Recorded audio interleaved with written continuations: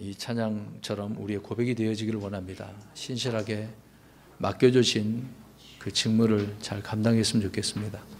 때로는 힘들고 어려울 때가 우리가 많은데 그때마다 주님께서 맡겨주신 그 일들을 온전히 잘 감당할 수 있는 그리스도인이 되어야 될 줄로 믿습니다. 자, 오늘은 그리스도인의 삶에 대해서 네 번째 시간입니다. 홍해로 인도하신 그 이유가 무엇인지를 오늘 살펴볼 터인데요. 지난 세 번째 시간에 그리스도인들이 세상을 떠나려고 할 때 일어나는 그런 일들을 우리가 살펴보았습니다. 마귀가 그냥 내버려 두지 않죠. 9가지를 우리가 살펴봤는데 그 살펴본 제목만 잠깐 이야기해 드리도록 하겠습니다. 마귀는 사람이 그리스도인이 되어서 하나님을 섬기는 것을 싫어합니다. 하나님 섬기는 걸 싫어하고 자기를 섬기라고 마귀가 하겠죠. 두 번째는 마귀는 사람으로 하여금 예수 그리스도를 믿지 못하게 방해를 합니다. 믿음 생활을 못하도록 방해를 할 뿐더러 아예 믿지 않도록 많은 불신자들을 예수 믿지 못하게 말씀 못 듣게 방해를 하는 거죠. 세 번째로 마귀는 그리스도인들의 이곳에서 하나님을 예배하라고. 이게 이집트죠. 이집트를 떠나지 말라는 겁니다. 세상을 떠나지 말라. 그 세상에서 하나님을 섬기라는 거죠. 하나님께서는 거기에서 불러내시는 거잖아요. 분리하게 하시는데 마귀는 그렇게 못하게 한다는 겁니다. 네 번째로 그리스도인들이 하나님을 경배하는 것은 세상 사람들에게 가증한 것이다. 이스라엘 백성들이 소 희생물을 드리려고 그러면 그 이집트에서 그렇게 했다가는 이집트 사람들은 소가 신이기 때문에 얼마나 가증히 여기고 싫어하겠습니까? 자, 이런 부분 때문에 세상 사람들은 우리가 하나님을 섬기는 것 자체가 가증히 여기는 거죠. 다섯 번째, 마귀는 그리스도인들에게 멀리 가서 경배하지 말라고 이야기합니다. 가까이 있으라는 얘기죠. 세상과 늘 가까이 있어서 언제든지 세상으로 돌아오라고. 그래서 우리는 주의를 해야 되겠죠. 여섯 번째, 마귀는 온 가족이 하나님을 경배하지 말고 대표로 남자만 가서 경배하라고. 너만 가면 돼. 그러면 우리 가정이 다 잘 돼. 전혀 아니죠. 하나님은 온 가족이 모든 사람이 하나님 앞에 예배하라고 경배하라고 말씀하고 있는 것이죠. 그 다음에 일곱 번째, 마귀는 재산은 모두 놔두고 내버려 두고 사람만 가서 하나님을 경배하라고. 우리는 하나님 앞에 가지고 갈 것들이 있겠죠. 물질이 유대인들은 희생물을 가져가야 되겠지만 하나님 앞에 드리며 나아가는 그런 부분이 있습니다. 그런 것도 마귀는 싫어하는 거죠. 영과 진리로 또 우리 몸도 하나님 앞에 드려야 되는데 마귀는 싫어한다는 겁니다. 여덟 번째, 그리스도인들이 하나님을 경배하는 일은 세상 사람들의 눈에는 악한 것으로 보이는 거다. 저와 여러분이 교회 가는 것 싫어하죠. 아유, 저거 좋은 것이 아니다라고 이야기합니다. 그래서 악하게 보는 겁니다. 마지막 아홉 번째는 마귀는 세상을 나온 그리스도인들을 세상으로 다시 데려가라고 악착같이 쫓아온다. 파라오가 쫓아온 것처럼 다시 데려가려고 속박시키려고 그렇게 한다는 거죠. 자, 이렇게 마귀는 세상을 떠나려고 할 때 방해를 하는 것입니다. 지금도 우리는 떠났지만 다시 쫓아오고 있는 저 파라오를, 저 마귀를 우리가 알 수 있는 거죠. 우리는 늘 깨어서 그런 부분이 있다고 한다면 물리쳐야 되는 겁니다. 그러므로 이런 일들이 우리에게 자기에게 오게 되어지면 믿음으로 우리는 냉철하게 판단을 하여서 말씀으로 물리쳐야 하는 것입니다. 우리는 타협하는 순간 그동안 쌓아놓았던 것들이 한순간에 무너질 수 있다라고 하는 것을 기억하셔야 돼요. 자꾸 우리 주변에서 내 가족들이 이것저것 가까운 데서 집에서 가까운 교회에서 예배드리면 되지 이런 식으로 하는 분들 얼마나 많겠습니까? 이런 부분 우리가 넘어지지 말아야 된다는 것이죠. 자, 오늘 네 번째 시간에 그중에 이제 우리가 주님께서 이스라엘을 이집트에서 탈출시키신 그 후에 왜 곧바로 가나안 땅으로 인도하셔야 되는데 인도하지 않으시고 홍해로 인도하셨는가? 이것도 하나님의 다 계획이 있었던 거죠. 사람들은 이런 부분에 대해서 잘 대충 넘어가고 하는 그런 부분이 있는데 우리가 자세히 살펴보려고 하는 겁니다. 이집트에서 노예로 살던 이스라엘 백성들이 하나님의 놀라운 권능과 모세의 인도 아래서 이집트를 나올 때 얼마나 기뻤겠습니까? 이제 해방됐다. 이제 모든 것이 끝났다. 이제 하나님께서 원하시는 그 땅, 원래 이제 가나안 땅이 되지. 가면 이제 행복하게 살 거다. 그런데 당장 간 건 아니잖아요. 걸어서 보름길이라고 말을 하긴 하는데 그게 또 뭐 그렇게 가버렸으면 얼마나 좋겠습니까? 근데 하나님께서는 이스라엘 백성들을 뭔가 그들을 인도하시는 그 목적이 있었던 거죠. 그런데 하나님께서는 이스라엘 백성들을 육지로 인도하지 않고 이렇게 인도하신 그 네 가지 뜻을 오늘 말씀을 드리려고 합니다. 먼저 제목을 이야기해 드리고 이따 살펴볼 건데요. 첫째, 이스라엘 백성들은 훈련된 군인이 아니었기 때문에 전쟁이 나면 언제든지 놀라서 도망갈 수 있었기 때문에요. 하나님께서는 일부러 홍해로 인도하신 것입니다. 이 부분에 대해서 앞에 홈페이지에 올려놓은 설교 내용이 있습니다. 너희 손에 전쟁 무기를 뒤로 돌리라 라고 한 부분을 한 번 더 들으시고 또 이거 말씀을 오늘 듣고 집에 가서 이렇게 살펴보시면 더 이해가 되실 것이라고 생각합니다. 둘째, 이집트의 파라오와 그의 군대를 심판하심으로 주님께서 전사이신 것을 알게 하시기 위한 것이다. 그러니까 심판하시고 내가 전사다. 하나님, 이런 하나님이라는 것을 알게 하기 위한 목적이 있었던 거죠. 세 번째로는 주님께서 영광을 받으시고 이집트 사람들에게 주님인 것을 또 알게 하신 것입니다. 이것을 통해 그들을 심판하시고 하나님의 영광이 드러나겠죠. 아, 정말 이분이 전사이신 위대하신 분이구나. 이런 것들을 알게 하기 위한 것이었죠. 그래서 이집트 사람들이 와, 정말 주님이시구나. 그 또 이유가 있어요. 왜 이런 말씀하시는지를 일단 살펴보겠습니다. 네 번째로는 주변 나라들로 하여금 두려움을 주기 위해서 나온 일이 예산 일입니까? 보통 일이 아니죠. 이것을 통해서 주변 나라 민족들이 얼마나 벌벌 떨었는지 그런 부분을 살펴볼 것입니다. 이스라엘 백성들이 이집트를 나온 후에 그들이 길을 몰라서 홍해로 간 것이 아니죠. 왜 길을 몰랐겠습니까? 이제 이집트에 노예로 있었어도 그들은 다 알고 있었던 거죠. 모세 역시도 주변 국가에 대해서 다 알고 있는 부분이 아니겠습니까? 하나님께서 이스라엘 백성들을 홍해로 이끄셨듯이 이것을 우리가 통해서 성령님께서는 오늘날 우리 그리스도인들을 구원받은 그리스도인들을 홍해와 같은 곳으로 인도하신다는 것입니다. 자, 이스라엘 백성들을 그렇게 인도하신 것처럼 오늘날 우리 그리스도인들도 똑같이, 물론 좀 상황은 다를 뿐이겠죠. 성령님께서 우리를 어떻게 인도하시는지를 이제 보겠습니다. 자, 그 구절을 우리가 이제 좀 찾아볼게요. 먼저 출애굽기 13장 21절 22절 한번 보겠습니다. 자, 하나님께서 홍해로 이끌으셨다 하시는데 그들의 앞에 가셨어요. 이제 앞서 가신 하나님에 대해서 또 설교한 내용도 있는데 그것도 보시면 좋을 것 같습니다. 출애굽기 13장 21절 22절 읽겠습니다. 시작. 주께서 그들 앞에 가시며 낮에는 구름 기둥으로 그들의 길을 인도하시고 밤에는 불 기둥으로 그들에게 빛을 주사 낮과 밤에 가게 하셨으며 낮에는 구름 기둥을 밤에는 불 기둥을 백성 앞에서 치우지 아니하셨네. 항상 하나님은 앞서 가시는 분, 먼저 가시는 분이죠. 앞에서 먼저 가시면서 인도하시는 분이고 이끄시는 하나님이라는 것을 말씀을 해주고 있는 것입니다. 근데 사람들은 이제 하나님을 따라가는 것인데 왜 홍해로 갔습니까? 이제 나중에 살펴본 이야기지만 왜 막다른 곳으로 이렇게 하나님 데려가십니까? 그런 질문이 나올 거예요.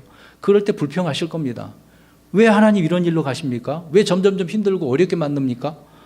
그런 질문을 던질 겁니다. 그런 목적이 있겠죠. 하나님이 야, 이유가 있어서 그래. 좀 내 마음 좀 내 뜻 좀 이해 좀 해줘. 이제 그런 말이겠죠. 하나님께서. 그런데 이스라엘 백성들은 이것도 모르고 지금 홍해 앞에서 무슨 일을 벌이는지 우리는 사건을 통해서 알 수 있습니다. 자, 신약 말씀을 살펴보겠습니다. 로마서 8장 1절. 자, 하나님께서는 그들 앞에서 인도하시고 나아가십니다. 로마서 8장 1절. 그런 것처럼 오늘 그리스도인들은 어떻게 하나님께서 인도하시는지 보겠습니다. 로마서 8장 1절 시작. 그러므로 이제 그리스도 예수님 안에 있는 자들에게는 정죄함이 없나니 그들은 육신을 따라 걷지 아니하고 성령을 따라 걷느니라. 이제 우리는 어떻게 걸어요? 성령을 따라. 물론 우리가 육신적으로 걸어 다니죠. 그걸 얘기하는 게 아니라 우리의 삶을 인도하시는 이런 부분 속에서 나가고 성령님께서 인도하신다라고 말씀을 하고 있습니다. 뒤에 나가 보시라고요. 갈라디아서 5장 18절 보겠습니다. 자, 5장 18절 한 번 더 보겠습니다. 갈라디아서 5장 18절 시작. 그러나 너희가 성령의 인도를 받으면 율법 아래 있지 아니하니라. 자, 앞에 읽은 로마서 8장 말씀도 갈라디아서 5장 말씀도 성령의 인도를 받고 우리가 나아간다라고 말씀을 하고 있는 거죠. 저와 여러분은 예수 그리스도를 믿고 성령님을 통해서 다시 태어났어요. 성령 침례를 받고 그 성령 안으로, 그리스도 안으로 들어가서 날마다 은혜로운 삶을 살아가고 있는 것입니다. 그런데 내가 가는 길이 아니라는 거죠. 지금 이스라엘 백성은 하나님께서 앞서가시고 계시잖아요. 지금 이 신약 시대에도 우리 그리스도인들을 인도하시는 분은 성령님이라고 말씀을 하고 있는 것입니다. 성령을 따라 나아가야 된다는 것입니다. 근데 우리는 성령님보다는 내가 앞설 때가 너무도 많다라고 하는 것이 문제가 되고 있는 거죠. 그러므로 갓 구원받은 그리스도인들이 홍해와 같은 곳에 도착을 했을 때, 다시 말해 이제 진퇴양난이잖아요.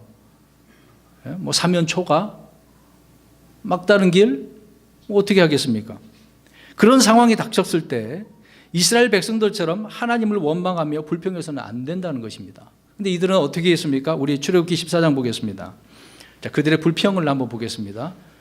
한 번도 아니고 두 번이나 같은 말을 언급한 내용을 보면 참 인간이라는 존재가 이런 존재라는 것을 우리는 나 자신을 한 번 더 우리가 깊이 새겨볼 수가 있는 거죠. 출애굽기 14장 10절에서 12절 좀 길지만 읽겠습니다. 시작. 파라오가 가까이 왔을 때에 이스라엘 자손이 눈을 뜨니 보라, 이집트 사람들이 자기들의 뒤를 따라 행진하더라.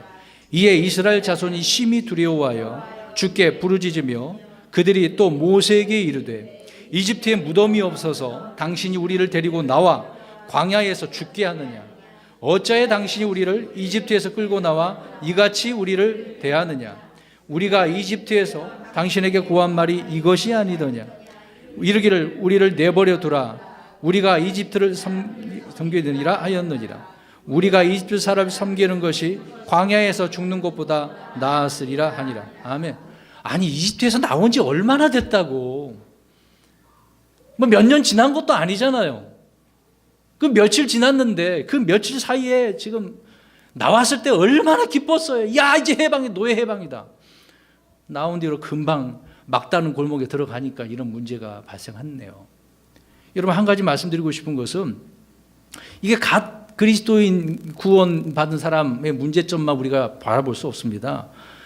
신앙생활 한 지 10년이고 20년이 지나도 내가 성장하지 못하면 항상 이런 문제 똑같아요. 다를 수가 없어요.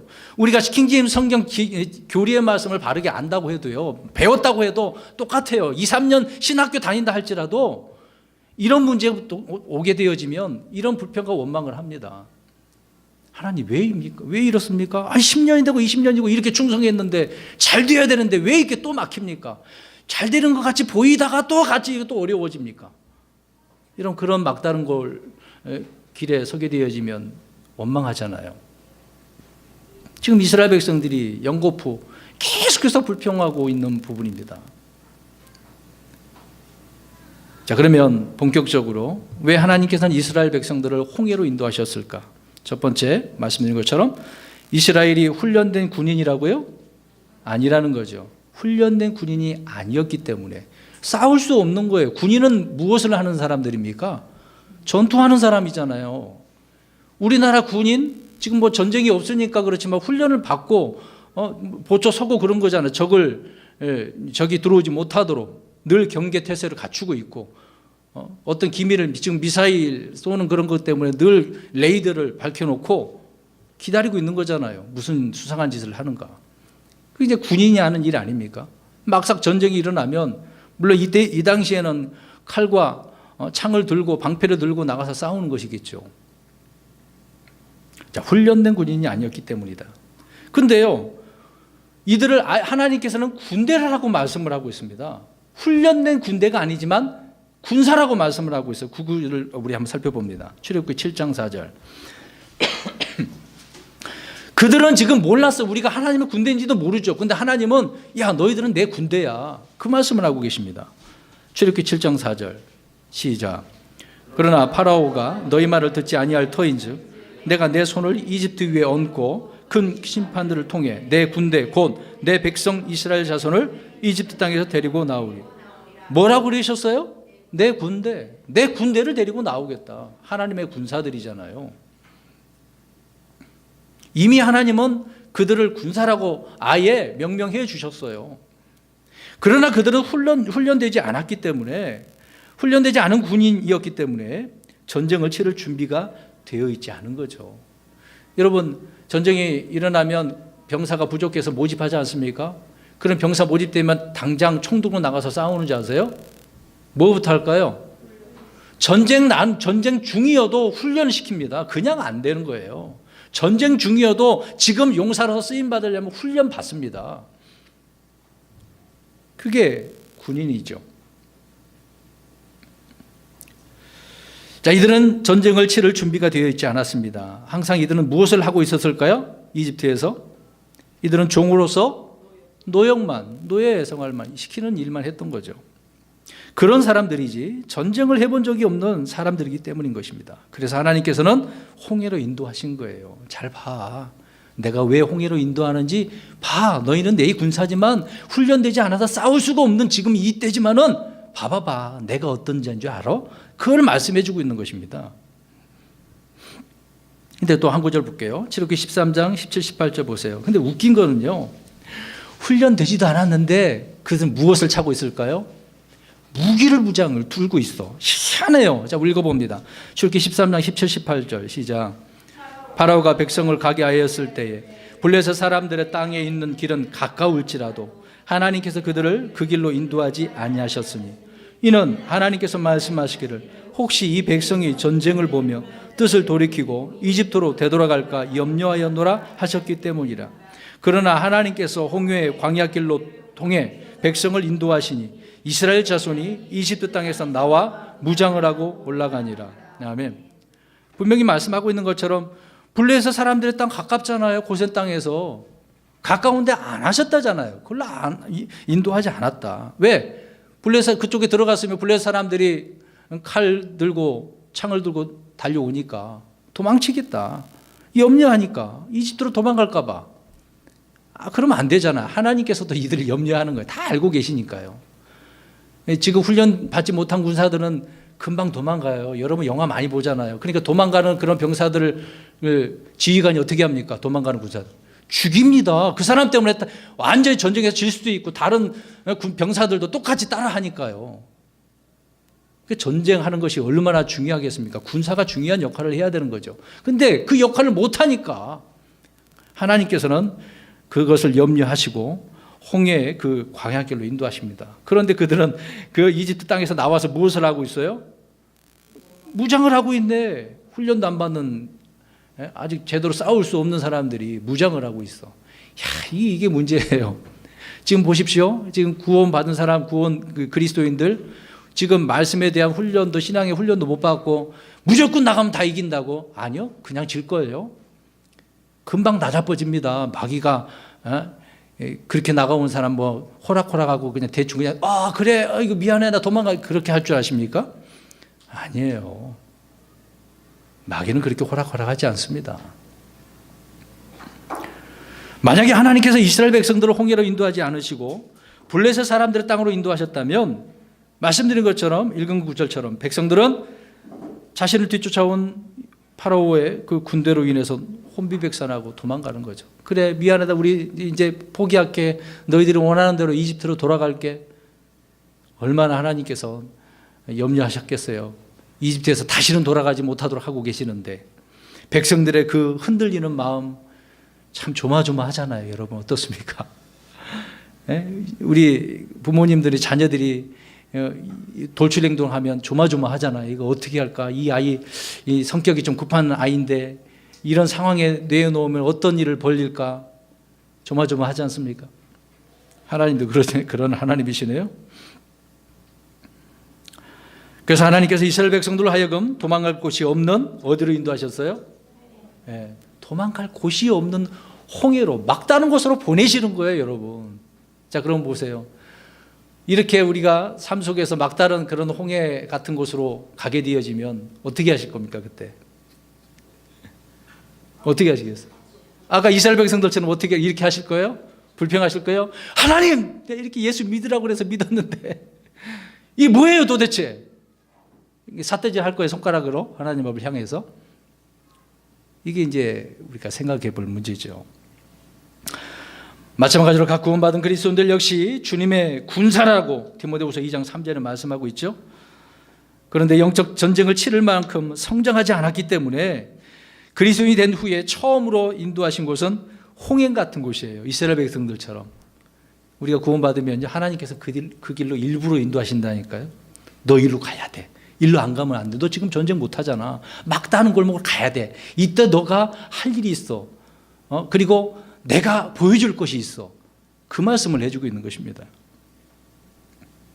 그런데 이럴 때에 그리스도인들은 이스라엘 백성들처럼 행동하고 불평하고 원망해서는 안 되겠죠. 우리 또 성경 구절 봅니다. 아까 읽지는 마시고 출애굽기 14장 10절에서 12절 읽었지 않습니까? 파라오가 가까이 왔을 때 이스라엘 자손 눈을 보니까 쫓아오고 있잖아요. 얼마나 두려워요. 여러분, 주님께서 친히 이스라엘 위해 싸우시듯이 그리스도인들을 위해 우리 주님께서는 저와 여러분을 위해서 싸워주실 줄로 믿습니다. 그러니까 걱정하지 마시라고요. 막다른 골목에 막다른 길에 서 있다고 하더라도 나 혼자 있는 게 아니잖아요. 누가 싸워주신다고요? 근데 누가 싸우려고 그래? 예, 이스라엘 백성들이 싸우려고 그러고 내가 싸우려고 그래. 아니, 훈련도 안 됐는데 왜 싸우려고 하냐고요. 주님께서 대신 싸워주신다고 하시는데 왜 그래요? 여러분, 이게 믿음의 차이입니다. 말씀을 믿고 안 믿느냐의 차이예요. 너가 하지 마. 지금 이때는 내가 할 일이야. 너는 나중에 가나안 땅에서 할 일이 따로 있어. 지금 너는 어떻게 해야 돼? 무엇을 봐야 돼? 내가 어떤 하나님이라는 걸. 그것을 이스라엘 백성들에게 알려주기 위해서 홍해로 보내신 거예요. 야, 너희는 훈련받지 못한 군사들이야. 우리 출애굽기 14장 13절 14절 읽겠습니다.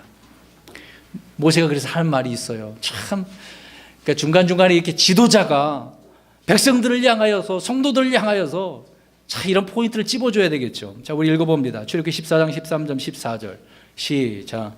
모세가 백성에게 이르되 너희는 두려워하지 말고 가만히 서서 오늘 주께서 너희에게 보여주실 그분의 구원을 보라. 다시는 너희가 오늘 본 이집트 사람들을 영원히 또 보지 아니하리라. 주께서 너희를 위하여 싸우시리니 너희는 조용히 있을지니라. 아멘. 두려워하지 마. 그냥 가만히 서 있어. 조용히 있어. 누가 싸우신다고? 주님께서 싸우셔. 다시는 저 이집트 사람들 못 볼 거야. 안 볼 거야. 볼 필요도 없어. 그 얘기입니다. 그냥 가만히 있으면 돼. 우리 노래 많이 부르잖아요. 너희는 가만히 있어. 그럼 많이 부르지 않습니까? 좀 가만히 있을 때는 있어야지. 나서지 말고. 안 되는 것을 왜 혼자 자기가 하려고 그래요. 주님께서 하신다는데. 아직 연약한 분들은 지금 2단계를 거쳐야 된다는 그 얘기입니다. 지금요. 조용히 있어야죠. 그래서 이 일을 통해 하나님께서는 자신이 전사로 이스라엘을 위해서 싸우시는 분임을 백성들에게 알게 하기 위한 거예요. 야, 그래. 이걸 알아야 되는 거 아니니? 자, 보겠습니다. 그 구절요. 이렇게 15장 3절에서 5절입니다. 주님이 누구신지. 야, 너희들이 전사가 아니야. 자, 군인 그러면 그냥 평범한 군인 다 사병들 있잖아요. 근데 잘 싸우는 사람을 뭐라 그래요? 전사라 그러잖아요. 용사라 그러고. 야, 그게 내가 전사야. 그 얘기입니다. 우리 3절에서 5절 시작. 주는 전사시니 주가 그분의 이름이로다. 주께서 파라오의 병거들 그의 군대를 바다로 던지시니 그가 택한 대장들도 홍해에 잠겨 기품들이 그들을 덮으매 그들이 돌처럼 바닥에 가라앉았도다. 아멘. 전사라서 주님께 싸우셔서 이스라엘이 손도 안 대는데 그 많은 이집트 군인들을 바다에 잠겨버리게 하시지 않습니까? 놀랍지 않습니까, 여러분?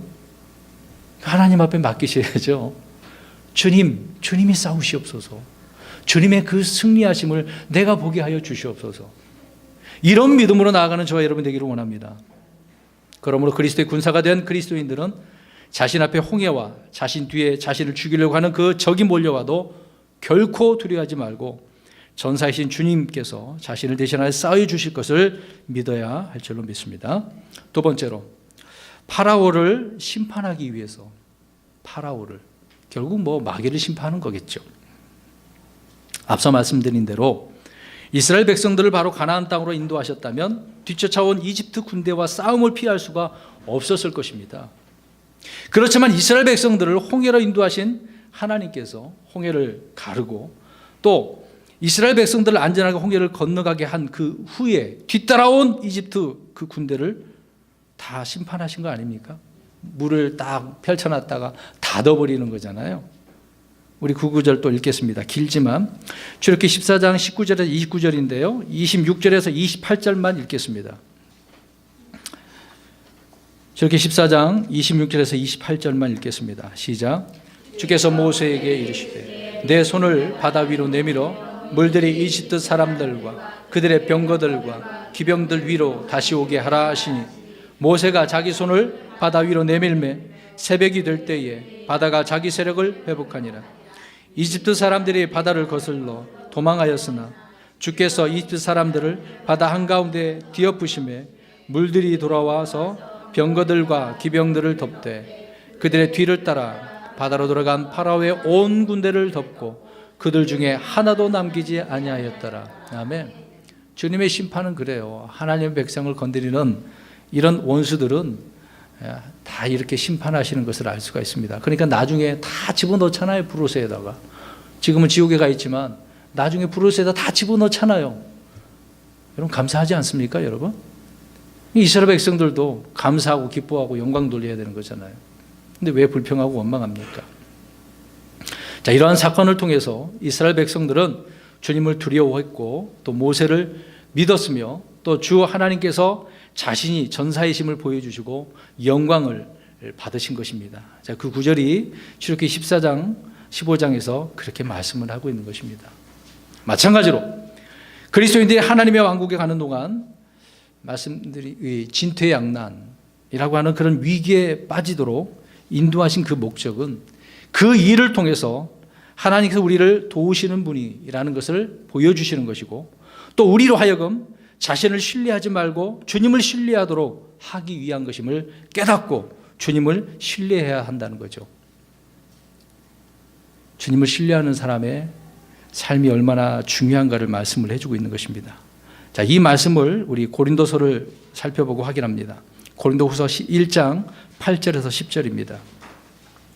자, 이러한 내용이 신약에서 사도 바울이 다 밝혀주잖아요. 이스라엘 백성들이 하나의 샘플로 우리에게 본보기로 보여주고 있으니 잘 봐라, 이런 거다라고 설명을 합니다. 고린도후서 1장 8절에서 10절, 1장 8절에서 10절 시작. 형제들아, 아시아에서 우리에게 닥친 우리의 고난에 대하여 너희가 모르기를 우리가 원치 아니하노라. 우리가 힘에 겹도록 한량없이 눌려 심지어 생명까지도 단념하고 우리 속에 죽음의 선고를 받았으니 이것은 우리가 우리 자신을 신뢰하지 아니하고 죽은 자들을 일으키시는 하나님을 신뢰하게 하렵니다. 그분께서 이같이 큰 사망에서 우리를 건지셨고 건지고 계시며 또 여전히 건지시리니 우리는 그분을 신뢰하노라. 아멘. 복음을 전할 때 바울이 얼마나 힘들고 어렵겠습니까? 정말 보세요. 힘에 겹도록 한량없이 눌려 심지어 생명까지도 단념하고 죽음의 선고까지 받았다라고 이야기하잖아요. 근데 우리 자신을 신뢰하지 않고 누구를 신뢰해요? 하나님을, 주님을 신뢰했다고 이야기하지 않습니까? 자, 그런 가운데서 건지시는 하나님이다.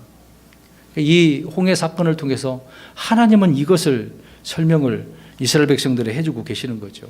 그래서 내가 파라오를 심판하는 자야. 그 자를 심판하려고 내 계획이었던 거야 라고 말씀을 해주고 있는 것입니다. 그러므로 그리스도인들은 살 소망이 끊어지는 어려운 환경에 처한다 할지라도 낙심하지 말고 주님을 신뢰하며 주님의 도우심을 구해야 됩니다. 힘들 때 주님을 바라보시고 구해야 되겠죠. 그러면 사도 바울을 건져주신 우리 주님께서 저와 여러분도 그런 상황 가운데 건져주실 줄로 믿습니다. 그 구절을 한번 볼까요? 히브리서 2장 18절. 히브리서 2장 18절입니다. 말씀을 믿고 말씀을 신뢰하세요. 그러면 그 상황을 이겨낼 수 있습니다. 시작. 그분께서 친히 시험을 받아 고난을 당하셨은즉 시험 받은 자들을 능히 구주하실 수 있는, 주님께서도 시험 받으셨잖아요. 사람의 몸을 입고 오셔서. 그런 주님이 다 알고 계신 것처럼 우리의 모든 것도 다 알고 계시고 이 고난 가운데 있는 우리들을 건져주신다 말씀하고 있습니다. 사랑하는 성도 여러분, 하나님께서는 이렇게 악한 자들을 심판하시는 하나님이다. 막다른 골목에 저와 여러분이 무슨 일 때문에 그렇게 될 수도 있잖아요. 혹 여러분을 괴롭히는 마귀라 할지라도 주님은 그를 심판하시려고 우리를 그렇게 인도하시고 계신다라는 것을 잊지 마셔야 되겠습니다.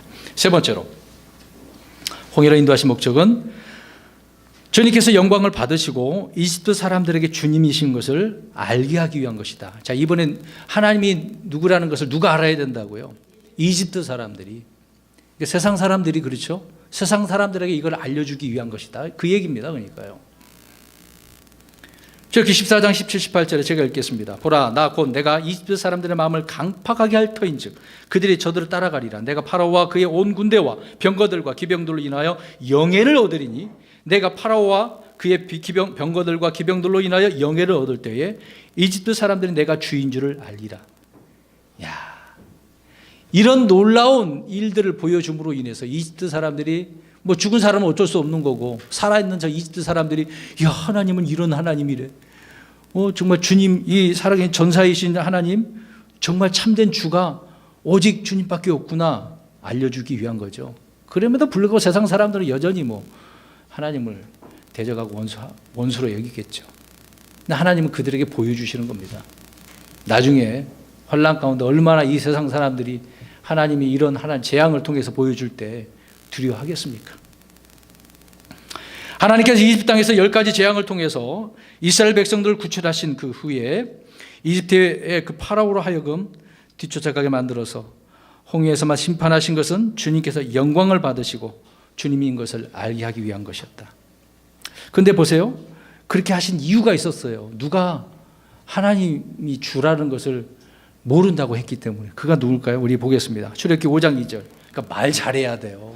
여러분, 말도 좀 지혜롭게 잘해야 됩니다. 그러니까 말 한마디 제대로 못한 하나님께서는 그래? 네 말이 잘못된 걸 내가 알려줄게. 이제 그거 얘기하시는 겁니다. 출애굽기 5장 2절. 시작. 파라오가 이르되 주가 누구이기에 내가 그의 음성에 순종하여 이스라엘을 가게 하겠느냐? 나는 주를 알지 못하며 이스라엘도 가게 하지 아니하리라 하면. 누가 모른대요? 파라오가 주를 모른대요. 나 몰라.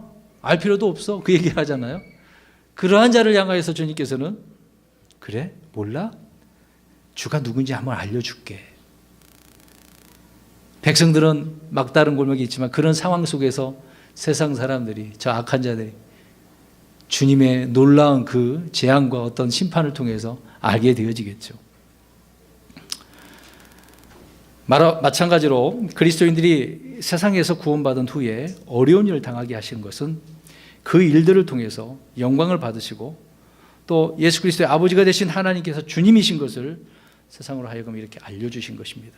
그러므로 그리스도인들이 가는 길에 어려운 상황이 발생하게 되어지면 하나님께서 자신을 통해 영광을 받으시고 이렇게 이 길로 인도했구나, 그렇게 생각하셔야 돼요. 내게 지금 왜 이런 어려움이 왔나? 목적이 있다니까요. 주님의 그 인도하신 목적을 이해할 수 있는 저와 여러분이 되었으면 좋겠습니다. 자, 이 부분에 대해서 우리 한 구절만 더 보겠습니다. 베드로전서 2장 12절. 베드로전서 2장 12절입니다. 그래서 우리의 행실이 힘들고 어려울 때도요, 믿음을 지켜야 됩니다. 그냥 이 믿음 다 내팽개치고 어디로 뭐 도망가려고 하지 마시고. 베드로전서 2장 12절 시작. 이방인들 가운데서 너희 행실을 정직하게 하라. 이것은 그들이 너희들로 악을 행하라고 잘하고 비방하다가도 자들이 바라볼 너희의 선한 행위들로 인해 돌아보시는 그날에 하나님께 영광을 돌리게 하려 함이라. 아멘. 힘들다고 어렵다고 원망하고 불평하지 말고 주님을 바라볼 때 믿음을 지키면 이것을 보고 세상 사람들은 하나님께 영광을 돌리는 거예요. 야, 그렇구나. 하나님 정말 살아계시는구나. 야, 저 사람 때문에 하나님이 누군지 알았어. 이렇게 만들어가는 저와 여러분 되기를 주의 이름으로 축원합니다. 네 번째입니다. 마지막으로 홍해로 인도하신 목적은 주변의 조속들에게 두려움을 주기 위해서. 중요한 부분입니다. 아니, 우리랑 무슨 상관이 있다고. 중요한 부분이에요. 근데 하나님께서는요, 미리 이렇게 하시겠다고 또 말씀하셨어요. 우리 9구절 찾아봅니다. 출애굽기 15장 14절에 16절입니다. 그러니까 파라오의 군대를 홍수에 그 당시에 이제 수장시킴으로 인해서 주변 사람들이 이 소식을 듣고 두려워했어요.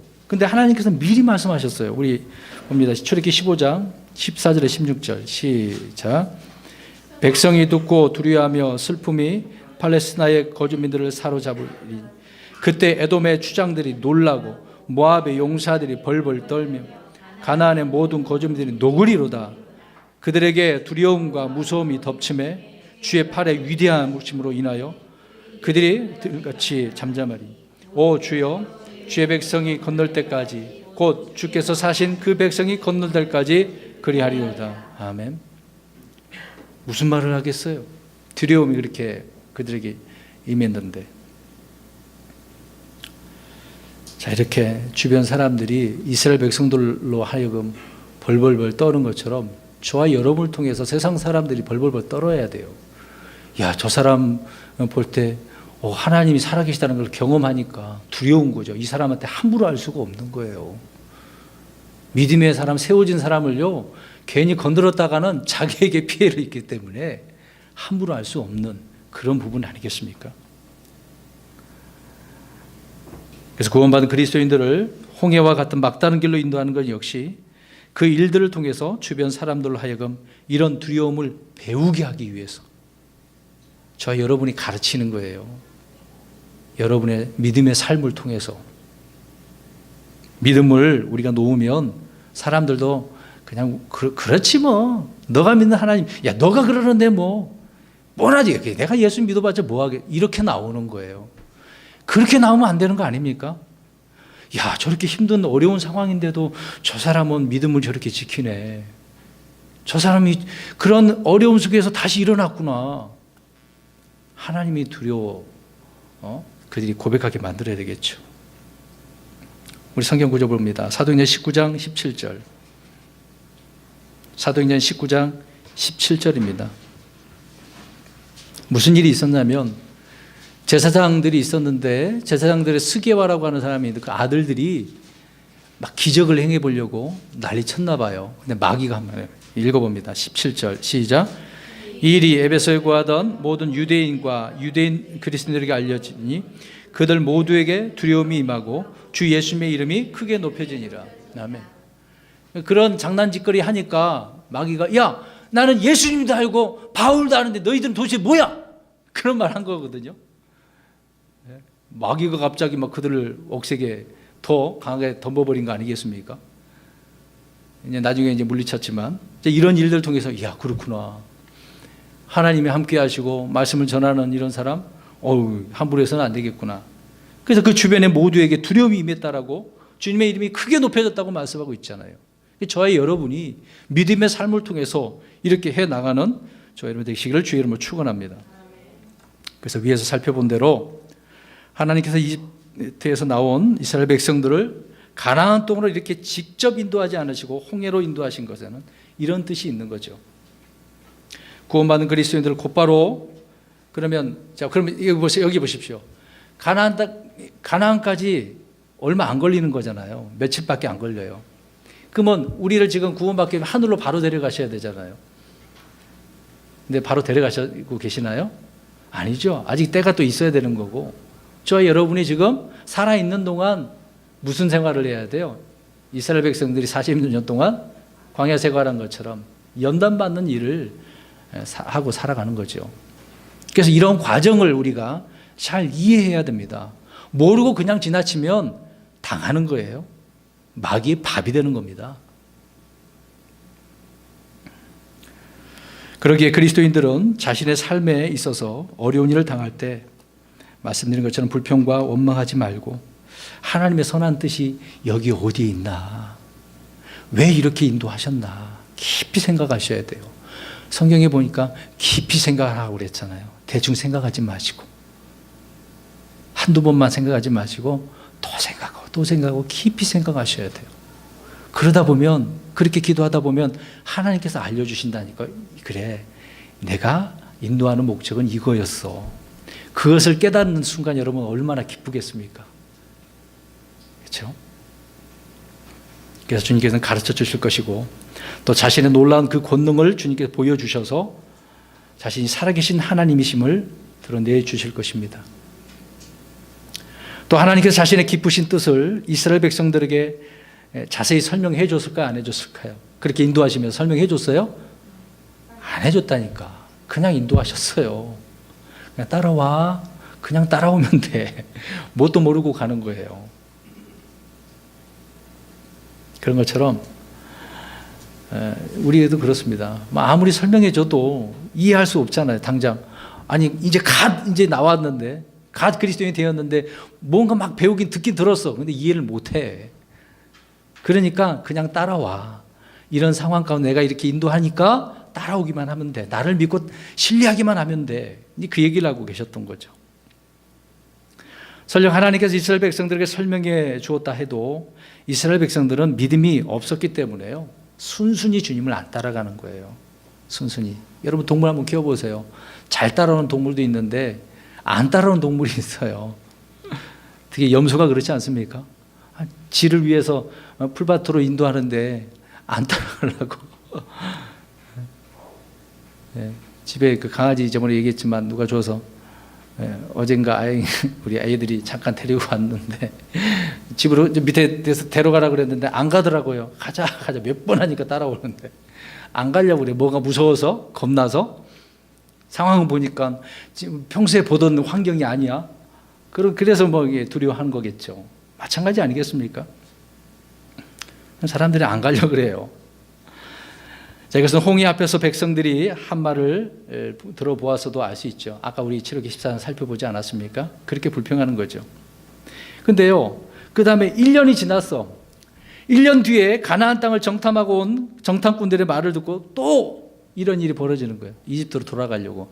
아이고, 역시나. 그러니까 며칠 안 될 뿐더러 몇 년이 지나도 똑같아. 이게 인간이군요. 우리 그 구절 한번 보겠습니다. 민수기 14장 1절에서 4절 마지막 구절입니다. 순순히 이렇게 안 따라가요. 믿음이 연약해서 그래요. 믿음이 없으면 이런 일이 언제든지 일어납니다. 그냥 믿음 달라고 기도하셔야지. 믿음 달라고. 우리 민수기 14장 1절에서 4절 읽습니다. 시작. 부르짖으며 백성이 그 밤에 울었더라. 이스라엘 온 회중이 그들에게 이르되 우리가 이집트 땅에서 죽었더라면 좋았으리라. 우리가 광야에서 죽었더라면 좋았으리라. 어찌하여 주께서는 우리를 이 땅으로 데려와 칼에 쓰러지게 하는가? 우리의 아내와 자녀들이 탈취물이 되리니 우리가 이집트로 돌아가는 것이 낫지 아니하랴 하고 서로 이르되 우리가 대적 한 명을 세우고 이집트로 돌아가자 하매. 아멘. 여기서 두 번이나 반복하고 있잖아요. 아이고, 광야에서 죽었으면 좋았을 것. 세상에 하나님을 이해 못해도 너무 이해를 못했네요. 여러분, 하나님은 좀 마음 좀 이해했으면 좋겠습니다. 주님의 마음은 아니야, 너희들 죽이려고 이렇게 데려온 게 아니라니까, 이렇게 말씀하고 계시잖아요. 근데 백성들은 자기 마음대로 이렇게 판단해. 하나님 날 죽이려고 이렇게 했구나. 결국 이렇게 힘들게 만들어서 어렵게 만들려고 하는구나. 하나님 뭐 이런 하나님이 다 있어. 이렇게 하지 마시라고요. 대장 한 명을 세우고 돌아가려고 진짜 그렇게 했잖아요. 근데 가봤자 뭐합니까? 몇 사람 죽고 다시 돌아왔잖아. 이게 백성들이에요. 자녀들을 키우는 부모들이 자녀들에게 어떤 일을 시킬 때 아이가 이해하지 못하는 것 설명하지 않고 그냥 해. 하다 보면 알 수 있어. 그러지 않습니까? 직장 생활에도 그랬잖아요. 상사가 뭔 시키면 해보면 알 수 있잖아요. 근데 왜 나한테 이거 시킵니까? 다른 사람도 있는데. 너 해. 네가 해야 돼. 하다 보면 알잖아요. 왜 시켰는지. 그러므로 그리스도인들이 세상에서 살아갈 때 자신의 의도와는 전혀 상관없는 일을 당할 때 하나님을 향해서 이렇게 불평할 것이 아니라 왜 내가 이러한 일이 닥쳤을까? 자신을 살피는 사람이 되어야 하는 것입니다. 묵묵히 자신에게 주어진 일을 열심히 하시고 믿음 생활을 해야 되겠죠. 자, 여기까지 우리가 홍해로 인도하신 하나님의 그 이유와 목적이었습니다. 다 저와 여러분을 위한 것 아니겠습니까? 주님께서 대신 싸워주신다고, 전사이시라고, 또 악한 자들은 물리쳐 주신다고 말씀하고 있는데 주님을 신뢰하고 주님만 바라보는 그런 믿음의 사람들이 되기를 주의 이름으로 축원합니다. 자, 여기까지 말씀이고요. 제가 좀 시간이 됐지만 한 가지 이걸 복사해서 드리려다가 제가 그냥 읽어드리려고 합니다. 죄송하면 한 5분에서 10분만 또 한번 조금만 더 들어주십시오. 이게 뭐냐면 제가 장로교 때 신학생 때 레포트를 제출한 내용입니다. 무슨 과목이었냐면 교회의 직임과 리더십이라고 하는 그런 과목이 있었어요. 그때 레포트를 제출하는데 무슨 레포트냐면 소명의 기초와 사역의 방향에 대해서 쓰라고 했습니다. 굉장히 낡았죠. 이게 94년도 때 제가 썼던 레포트입니다. 뭐 좀 잘 써서 A 받았습니다. 한번 제가 읽어드릴게요. 제가 이걸 읽어드리는 목적이 있습니다. 소명의 기초와 사역의 방향. 저의 소명은 이렇게 시작됩니다. 고등학교 2학년 때 친구의 소개와 전도에 의해 예수님을 믿게 되었습니다. 저는 하나님께서 부족한 저를 부르실지 몰랐습니다. 상상도 못한 일이었으니까요. 그런 후에 이제 믿고 나고 난 후에 예배 시간만 되면 하나님의 살아계신 말씀이 저의 심령을 뜨겁게 하셨고 감동을 시키셨습니다. 고등학교 이제 학생이 되어지면 대부분 학생들은 미래를 계획합니다. 그때 당시 저의 미래는 일본어 통역관을 목표로 일본어 어학 공부를 시작했습니다. 공부한 만큼 결실을 맺기 시작을 했습니다. 그런데 일본 유학을 보내게 해준다던 해당 학교에서는 그럴 수 없다는 결론을 내리어서 저와 같은 뜻을 품은 학생들을 좌절해버리고 말았습니다. 그래서 할 수 없이 학생들끼리 의견을 모아 학교 측에 의존하지 않고 개인적으로 해결하기로 했습니다. 결국 그 영향은 그렇게 했는데도 가정에까지 몰려와서 부모님의 반대가 있었고 또 그것은 이제 학교에서 설득을 했기 때문에 그래요. 선생님의 반대와 훈계에 밀려나고 말았습니다. 저의 미래가 한순간에 사라지고 말았습니다. 이때부터 방황하게 되었고 하기도 싫은 컴퓨터와 정보통신기기 기술학원 등을 억지로 다녔습니다. 학교를 졸업하고 나서 다시 재도전을 했습니다. 부모님 몰래 일본어 어학원을 다녔습니다. 그러나 학원에 나가기만 하면 저의 마음은 하나님 생각으로 가득 차 있었습니다. 이때부터 기쁜 생각에 빠졌습니다. 혹시 하나님께서 나를 쓰시는 것이 아닌가, 쓰시려 하시는 건가, 그렇게 생각을 했습니다. 그러나 저는 설마 하고 이런 것까지라도 이지를 했습니다. 그런데도 하나님의 부르심이 잊혀지질 않았습니다. 그 후 이 문제를 목사님께 말씀드리고 상담을 한 후에 확신을 가지게 되었습니다. 이때부터 저는 모든 것을 포기하기로 결심하였습니다. 심지어 말씀이 인도하시면 믿지 않으신 부모님의 곁을 떠나려고 하는 그런 생각도 하였고 주의 일에만 몰두하기로 하였습니다. 가면 갈수록 저의 심령은 뜨거워졌고 주님께서는 저를 사용하시기 시작하였습니다. 그래서 주일학교 보조교사로부터 성가대 지휘자, 지금은 그 당시에 이제 강단에서도 하나님의 말씀을 전하고 있습니다. 어떻게 생각하면 어쩔 수 없이 아니면 내 길이 다 막히니까 신학교나 가야지라고 해서 제가 신학교 다닌다고 생각할 수도 있겠지만 저는 깊게 생각했습니다. 저의 생각대로 하나님께서는 사실을 증명하셨습니다. 또한 예수 믿게 해주신 것만도 감사한데 이런 사역을 할 수 있는 그 사역을 시켜주시니 저는 감사하지 않을 수 없습니다. 다시 한번 하나님께 감사드립니다. 이것이 이제 소명의 기초고요. 사역의 방향은 이렇습니다. 첫째는 하나님 말씀 중심입니다. 24살 때 이렇게 썼어요. 저는 성경에 없는 말씀은 절대로 하지 않겠습니다. 성경 말씀을 절대로 인간의 머리나 생각과 추측으로 해석해는 안 될 것입니다. 현 시대는 이 부분이 제가 잘못 생각한 거예요. 자유주의, 세대주의 등 여러 가지 이상한 말씀들을 읽고 말씀을 증거하고 있습니다. 천벌을 받게 될 것이라고 생각되어집니다. 왜 이렇게 했냐면 그 당시 장로교 때 세대주의를 잘 가르쳐주지도 않고 비판을 했기 때문에 제가 그렇게 알고 이걸 비판했기 때문에 그렇습니다. 물론 지금은 세대주의 믿는 거죠. 둘째는 작은 교회든 농촌교회든 주님이 인도하는 곳으로 갈 것입니다. 적은 것에 충성하는 것이 큰 것에도 충성한다는 것을 하나님은 깨닫게 해주셨고 그 말씀에 순종할 것입니다. 지금도 그렇게 하려고 합니다. 셋째, 성경 말씀이나 주님의 학문에 배우는 것에 게을리지 않는다는 것입니다. 지금도 그래서 배우고 있습니다. 하나님의 말씀을 바로 깨달아야만 바로 전하는 것이기 때문에 그렇습니다. 알지 못하고 어떻게 무엇을 전할 수 있겠습니까? 넷째는 목회를 하게 되면 조직적이고 사물을 다룰 것입니다. 크고 적건 간에 격식을 다 갖추겠습니다. 왜 그러냐? 그 과목이 그랬기 때문에 그래요. 조직적인 것이 없다면 그 교회는 위아래도 없게 될 것이고 엉망이 될 것이라 생각되어집니다. 다섯째는 선교를 할 것인데 교회의 재정의 30% 이상 선교 자금을 마련할 것입니다. 선교 없이 어떻게 주님의 말씀대로 살 수 있겠습니까? 선교를 하지 않은 교회는 부흥되지 않을 것입니다. 이렇게 5가지를 저의 목표를 세웠고 또한 그대로 실천해 나갈 것입니다. 이것이 저의 계획이지만 하나님께서 능히 동참해 주실 것이라 생각하고 믿고 있습니다. 하나님께 감사드립니다. 이렇게 레포를 썼더니 교수님이 베리 굿이라고 해서 A를 줬는데요. 제가 왜 이걸 우리 성도 여러분들에게 읽냐면 며칠 전서부터 계속 이 부분에 대해서 우리 성도님들에게 이야기를 해야 되겠다라고 하는 마음의 감동이 있었습니다. 프린트를 해서 드렸어야 되는 건데 저 역시도 마찬가지입니다. 지금 목사가 됐고 사역을 하고 있고 우리 성도 여러분들을 가르치고 있지만 똑같은 인간이고요. 넘어지고 실패하고 좌절하기도 합니다. 때로는 낙심하기도 합니다. 막다른 길, 그런 길이 한두 번 있는 줄 아십니까? 많이 있었습니다.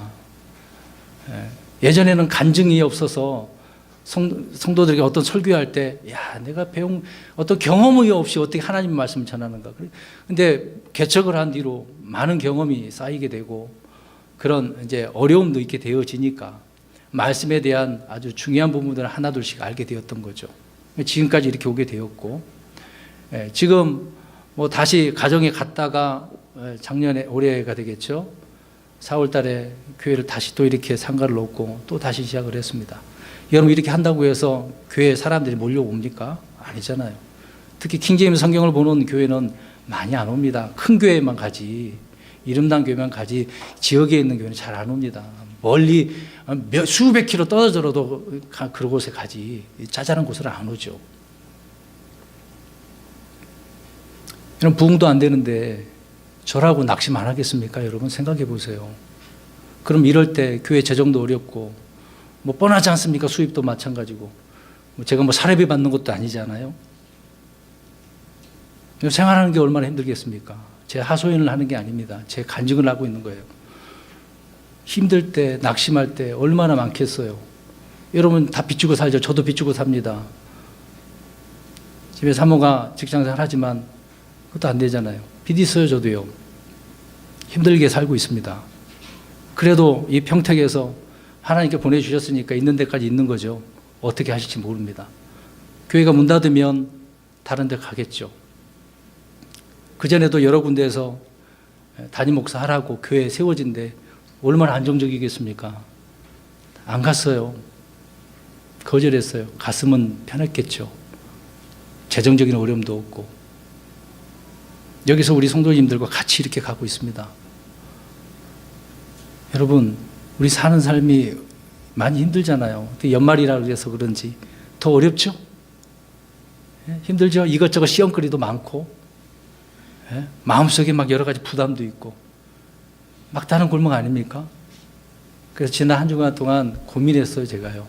저도 많이 힘들어서. 하나님 어떻게 해야 됩니까? 교회가 어려워지고 성도님들도 이렇게 나오다 안 나오다 그러고 뭐 이렇게 누구 온다고 초청하면 안 나오고 오늘 오후에도 올 것인데 어떻게 해요? 말씀 많이 가르치는데 제가 너무 부족해서 제 자신을 한탄하며 한 주간 동안 고민을 했습니다. 어떻게 해야 되지? 근데 힘을 주시더라고요. 운전 중에.